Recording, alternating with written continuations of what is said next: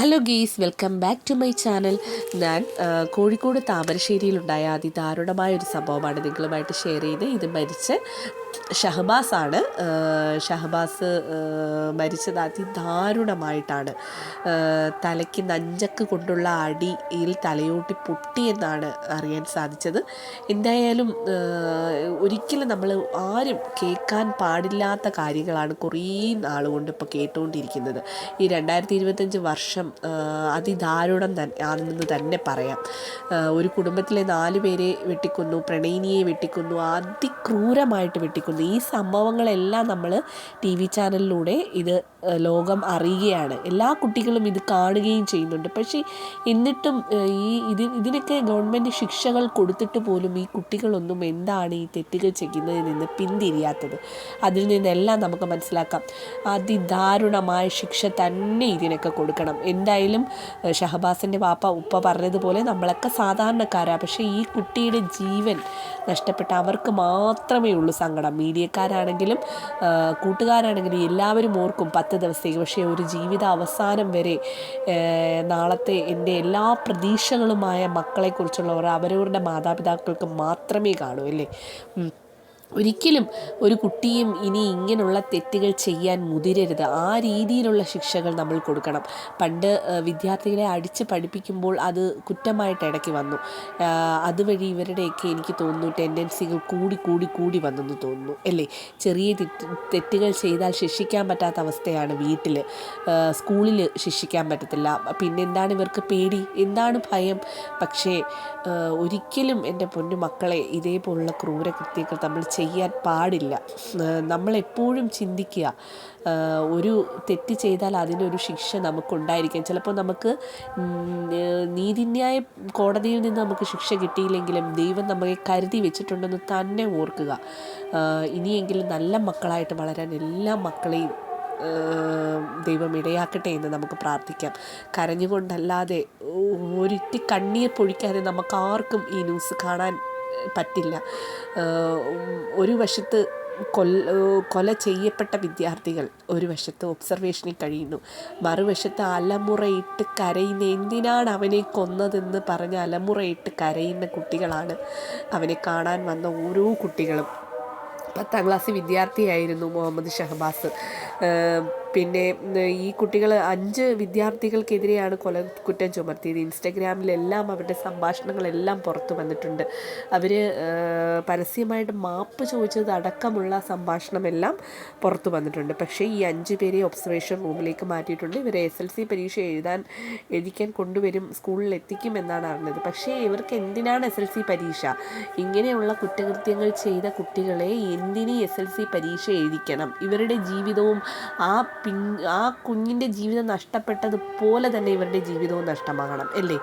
ഇപ്പോൾ പിന്നെ ഷഹബാസിൻ്റെ അച്ഛൻ്റെ അമ്മയുടെ ഏക പ്രതീക്ഷയായിരുന്നു ഷഹബാസ്.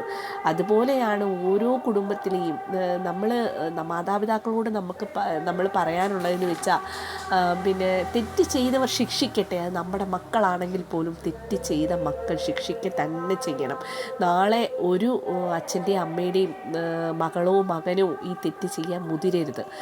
നമ്മൾ അവർക്ക് കൈത്താങ്ങ് കൊടുക്കുമ്പോൾ അതായിരിക്കും അവരുടെ പിൻബലം. അവർ പറയുന്ന ആ ഓരോ വാചകങ്ങൾ നമുക്ക് എടുക്കാം. കാരണം കേസില്ലായിരിക്കാം, ആ കുട്ടി ഇങ്ങോട്ടാണ് വന്നത്, അതുകൊണ്ട് നമ്മളെ വെറുതെ വിടും.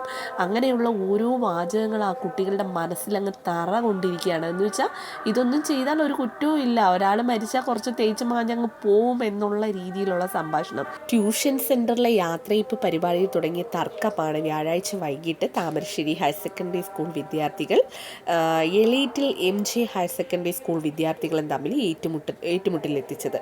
തലയ്ക്ക് പരിക്കേറ്റ ഷഹബാസിന് ആന്തരിക രക്തസ്രാവം ഉണ്ടാകുകയും മെഡിക്കൽ കോളേജ് ആശുപത്രിയിൽ എത്തിക്കുമ്പോഴത്തേനും ആ രക്തസ്രാവം പൂർണ്ണമായിട്ട് ഡോക്ടർമാർ പോലീസിനെ അറിയിച്ചു. അതോടെ ആദ്യ ദിവസം കുട്ടികളുടെ കസ്റ്റഡിയിൽ എടുത്തിരുന്നെങ്കിലും വധശ്രമം മാത്രമായതിനാൽ രക്ഷിതാക്കൾ മക്കൾക്കൊപ്പം വിട്ടയക്കുകയാണ് ചെയ്തത്. പക്ഷേ പിന്നീട് ഷഹബാസ് മരിച്ചതോടെയാണ് കൊലക്കുറ്റം ചുമത്തി ഒബ്സർവേഷൻ ഹോമിലേക്ക് അവരെ മാറ്റുകയുണ്ടായത്. അതേസമയം വിദ്യാർത്ഥികളെ സംഘർഷത്തിന് പിന്നിൽ ഗൂഢാലോചന നടന്നിട്ടുണ്ടെന്ന വിവരങ്ങളും പുറത്തു വരുന്നുണ്ട്. കൊല്ലപ്പെട്ട ഷഹബാസിൻ്റെ മൊബൈൽ ഫോൺ കസ്റ്റഡിയിലെടുത്തിട്ടുണ്ട്. പോലീസ് പരിശോധന തുടങ്ങിയിട്ടുണ്ട്. സംഭവത്തിൽ മുതിർന്നവർ ഉൾപ്പെട്ടിട്ടുണ്ടെന്ന ആരോപണവും അന്വേഷിക്കുന്നു. എന്തായാലും ഇതിന് തക്ക ശിക്ഷ തന്നെ ചെയ്യണം. ഇനി ഒരു കുടുംബത്തിലെ ഒരു മക്കളും ഇങ്ങനൊരു തെറ്റ് ചെയ്യാൻ മുതിരരുത്. പക്ഷേ നീതിന്യായ കോടതിയായാലും ഗവൺമെൻറ് ആയാലും ഇതിനെതിരെ തക്കമായ ശിക്ഷ ഏത് മക്കൾക്കായാലും കൊടുക്കണം. ഇന്ന് തന്നെ ചെയ്യും. നാളെ എൻ്റെ മകനോ മകളോ ആണെങ്കിൽ പോലും ഞാൻ പറയും, ഒരുത്തനെ കൊന്നിട്ട് വന്നവൻ എനിക്ക് മക്കളായിട്ട് വേണ്ട എന്ന് കരുതുക. സത്യം പറഞ്ഞു കഴിഞ്ഞാൽ അങ്ങനെയുള്ളൊരു ശിക്ഷ, അങ്ങനെയുള്ളൊരു ഇത് നമുക്ക് ചെയ്യാൻ നമ്മുടെ മനസ്സിന് കട്ടിയുണ്ടാകണം, ഒരു ബലമുണ്ടാകണം അല്ലേ? ഇങ്ങനെയൊക്കെ ചെയ്യുമ്പോഴേ നമ്മുടെ മക്കൾ ഇങ്ങനെയുള്ള തെറ്റുകളിൽ നിന്ന് പിന്തിരിയൂ. പണ്ടൊക്കെ എത്ര മക്കളാണ് ഓരോ കുടുംബത്തിലും താമസിച്ചിരുന്നത് അല്ലേ? അവർക്കൊന്നും ഇത്രയും അധികം കുറ്റകൃത്യങ്ങൾ ചെയ്യാൻ പറ്റില്ല. ഇപ്പോൾ നൂതന സംവിധാനങ്ങളിലൂടെ പല പല ന്യൂസുകൾ കേട്ട്, പല പല വാർത്തകൾ കേട്ട്, പക്ഷേ കുട്ടികൾക്കറിയാം ശിക്ഷയെല്ലാം കുറവാണ് അല്ലേ? എല്ലാ സംവിധാനങ്ങളുണ്ടെങ്കിലും ഇങ്ങനെയുള്ള ക്രൂരമായ പീഡനത്തിന് ശിക്ഷകൾ കുറഞ്ഞതോടുകൂടിയാണ് ഇങ്ങനെയുള്ള കുറ്റകൃത്യങ്ങൾ ചെയ്യാൻ കുട്ടികളെ പ്രേരിപ്പിക്കുന്നത്. എന്തായാലും ഇതിന് തക്ക ശിക്ഷ തന്നെ കിട്ടണം. ഇതിങ്ങനെ തേഞ്ഞ് മാഞ്ഞ് പോവേണ്ട ഒന്നേ അല്ല.